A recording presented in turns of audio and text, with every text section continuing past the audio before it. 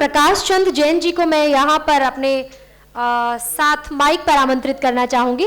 कृपया वो आए, चंद अल्फाज हमसे शेयर करें। यहाँ उपस्थित सभी महानुभावों के हृदय में उपस्थित प्रभु को मेरा प्रणाम। मैं आज बवाना चैंबर ऑफ इंडस्ट्री के 15,000 लघु उद्यमियों की ओर से बैटास क्लब के लिए शुभकामनाएं लेकर हाजिर हुआ हूं। बैटास क्लब, अमित महेश्वरी और इनकी पूरी टीम अपने उद्देश्य में सफल हो, हमारी ऐसी मंगल कामनाएं हैं प्रभु से। ये पूर्वजों का कहना है कि संत जन ऐसे बीज बोते हैं जो भविष्य में फलदायी होते हैं, बरगद बनते हैं। आज अमित महेश्वरी के माध्यम से एक ऐसा बीज बोया जा रहा है जो निकट भविष्य में बरगद बनने वाला है, ऐसे अच्छे फल देने वाला है जिससे हम और आप सब लाभान्वित होने वाले हैं। हमारी बहुत बहुत शुभकामनाएं हैं। देश की युवा शक्ति जब ऐसे कार्यों के लिए आगे बढ़ती है तो मन बड़ा प्रसन्न होता है। हम जो 60 से ऊपर चले गए हैं वे सिर्फ अपनी डायरेक्शंस दे सकते हैं, अपने अनुभवों को शेयर कर सकते हैं, लेकिन देश को आगे बढ़ाने का काम और मिट्टी को सोना बनाने का काम और भारत को वापस स्वर्ण युग में ले जाने का काम ये युवा पीढ़ी के कंधों पर है। और अमित महेश्वरी तो युवाओं में शिरोमणि है, ये तो रत्न है। ईश्वर ने बड़ी कृपा की है जो हमें ये रत्न हासिल हुआ है। और इन्होंने अपना, जिस प्रकार से लोह लाट बोलते हैं हरियाणा में, लाट गाड़ दी भाई।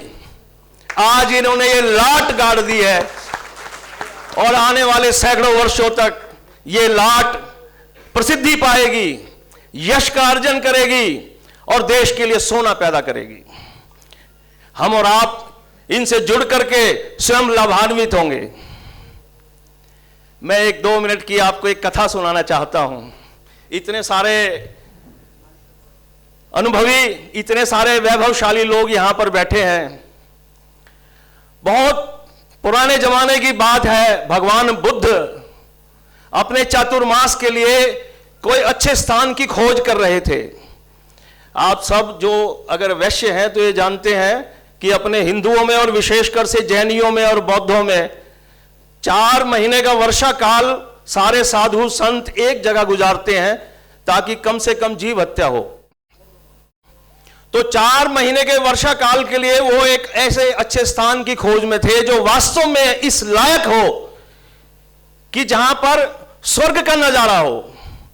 खोजते खोजते हिमालय की तलहटी में वो पहुंचे और तलहटी में उनके शिष्यों ने एक ऐसा स्थान चुना जहां पर वास्तव में ऐसी असीम शांति थी।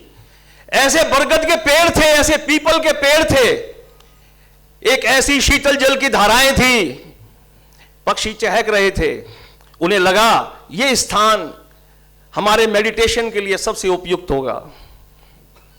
और भगवान बुद्ध के इशारे पर उनके 500 शिष्यों ने वहां पर अपना डेरा डाल दिया। वहां पर पेड़ इतने बड़े बड़े थे, इतने विशाल थे, इतने सुंदर थे कि उन 500 शिष्यों ने सभी ने एक एक पेड़ को चुन लिया कि मैं इस पेड़ के नीचे बैठ करके तपस्या करूंगा। अब हर पेड़ के ऊपर यक्ष का परिवार था। यक्ष अपने परिवार से ही उन पेड़ों पर रहते थे। उन्हें बड़ा अच्छा लगा, आज भगवान बुद्ध पधारे हैं, इतने बड़े काफले के साथ पधारे हैं, तपस्या के लिए पधारे हैं। बड़े प्रसन्न हुए। उन्होंने अपना अपना स्थान खाली कर दिया ताकि ये तपस्वी लोग यहां पर मेडिटेशन कर सकें। शाम तक इंतजार की उन्होंने सोचा कि शाम तक तपस्या करेंगे, लेकिन तपस्वी तो बैठे थे। दूसरा दिन गुजर गया, तपस्वी वहीं बैठे रहे। तीसरा दिन गुजर गया, तपस्वी बैठे रहे।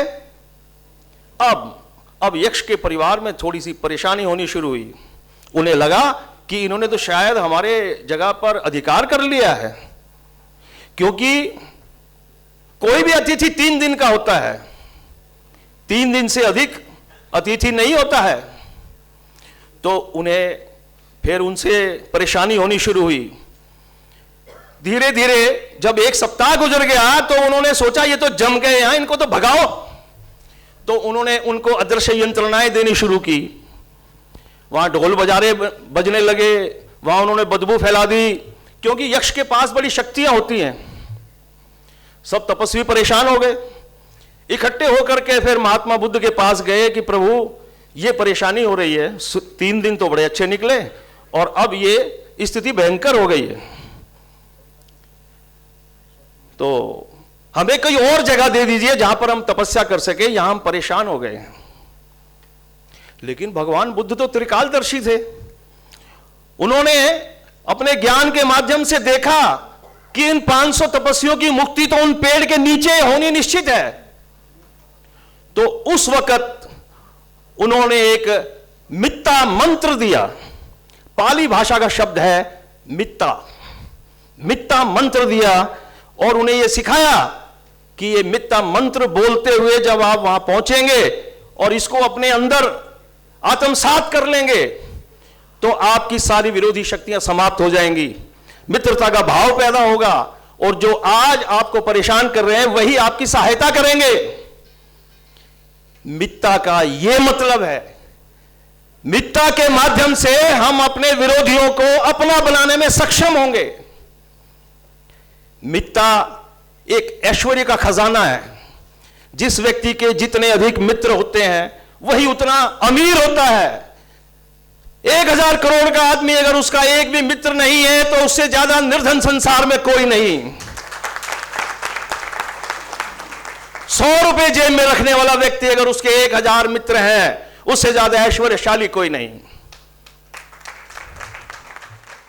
इस मित्तास के माध्यम से, मित्ता मंत्र के माध्यम से, अमित महेश्वरी के माध्यम से हम अपने मित्रों की तादाद, मित्रों का दायरा बढ़ाने में सक्षम होंगे, कामयाब होंगे, ऐसा मेरा पूरा विश्वास है।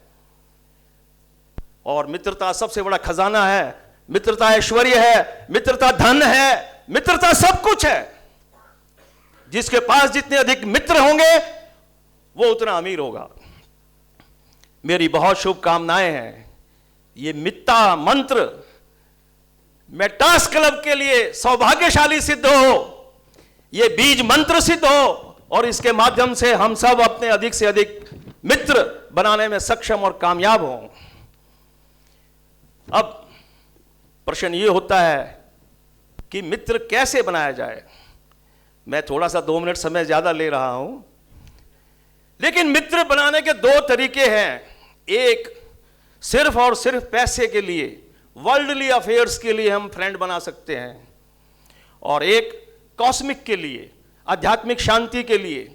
जब हम किसी भी व्यक्ति से विरोध खत्म कर देते हैं, हमारे अंदर से मित्रता का भाव ही बाहर निकलता है, तो हमारी विरोधी शक्तियां अपने आप डाउन होती चली जाती हैं और हम हर काम को पूरी शिद्दत से, पूरी शक्ति से करने में सफल हो जाते हैं। ये मात्र 30 दिन की प्रैक्टिस अगर आज से, अभी से हम शुरू करें कि दूसरों के प्रति विरोध के भाव को खत्म करते करते करते करते उसको अगर 0 लेवल पर ले आए तो हम असली मित्ता बन सकते हैं, असली मित्ता। भगवान बुद्ध का ये संदेश कि मित्र बनाइए और मित्रता का भाव अपने अंदर इतना कूट कूट के भरिए कि आपके अंदर से कहीं भी कोई शत्रुता, कोई बेईमानी, कोई लालच, कोई माया, कोई मोह लोगों को दिखाई ही ना दे। जब आप इन बुरी शक्तियों को घटाने के लिए तत्पर हो जाएंगे तो आप बहुत उच्च कोटि के मित्ता बनेंगे।